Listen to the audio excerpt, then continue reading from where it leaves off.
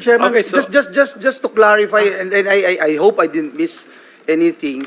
When Colonel Grijaldo made mention about him being asked to lie and being asked to be influenced by a legislator, he is by himself, Mr. President. Can you answer the There's question? no one in the room who can actually... Witness. Sino daw naka-witness ng exchange Is na there yun? anyone, sir? At present the time, the two lawyers of Colonel Garma, they were on the right side of at the back that time, Your Honor, because it was discussed in the table on this place, and it was shown to them also. It can be seen by the two lawyers, because we are only 5 in the room, Your Honor.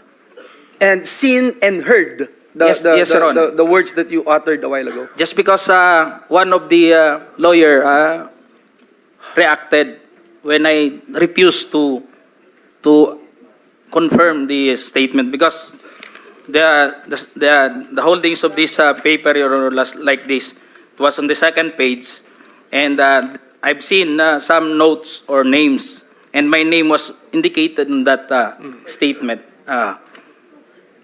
So when I rejected, or I don't want to say rejected, parang nag-explain na ako na hindi ko kayang i-confirm yung statement na yun. And what was the Sabi niya, reaction again? The reaction of the lawyer said, Hindi na rin sila umimik, Your Honor. Kasi yun lang naman gusto nila na mag-collaborate do sa statement na pinabit ni Colonel Garma. thank you, Mr. Okay, Chair. so